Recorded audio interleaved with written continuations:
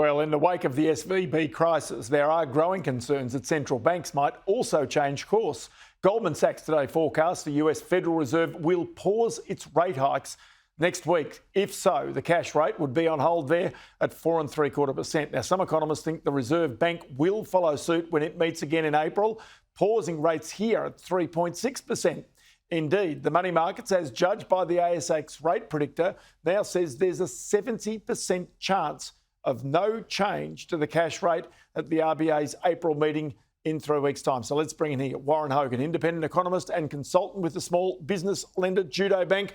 Warren, what's your take on that? Is this a motivation to central banks to say, righto, let's just sit back and see, because maybe there's being damage done out in the broader economy? Yeah, well, I think given how advanced the Fed is in particular in their cycle, that argument could easily be made. That being said, for the past month, the dial was going the other way. They were worried that the economy wasn't slowing, that inflation was sticky. And indeed, the consumer was responding. So you had Jerome Powell saying, hey, we're looking at 0.5% at this next meeting. Yep. Now they're saying nothing. That's a big jump in the space of less than a week. Yeah, and the payrolls on Friday night, which were not looked at as closely because of this SVB problem, showed another strong gain in payrolls. So there's employment growth coming through in the US. For the last 30 years, central banks, the Fed, have been able to respond to financial crises with halting tightening cycles or even easing rates because inflation's been low.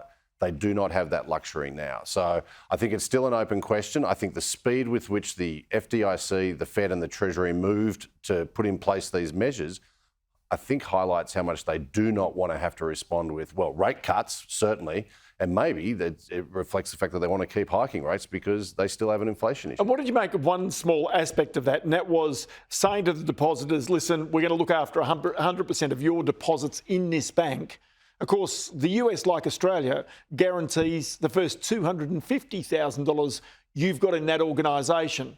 They wouldn't want to be getting this out of control and guaranteeing all deposits in every bank. That would be really a big impost on the future taxpayer. Well, I think it would be impossible to run the banking system like that. And of course, what they've done in place of that is provided this new facility with any banks that get themselves into a bit of a liquidity issue, as SVB did, can go and access that facility and provide the depositors with their money on very generous terms. So that's effectively the way the Fed's dealt with that risk in the broader banking system.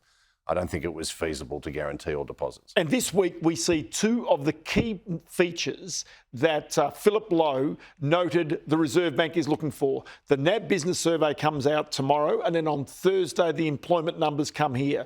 These are key markers for the Reserve Bank in terms of what it does next. Yeah, it certainly is. I mean, they'll be keeping an eye on what's happening in markets and overseas for sure. But in the end, they're going to be watching the employment numbers are most important, and everyone's expecting a big bounce. I think the market expectation is an increase of 50,000 jobs because the January number was held down. They'll be looking at every bit of data on the consumer, on the business sector.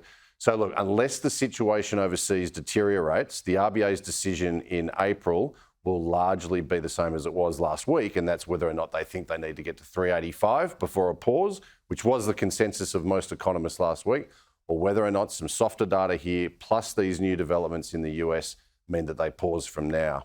OK, so say, for example, Thursday, these job numbers, which are expected to be strong, come out much stronger than anticipated again.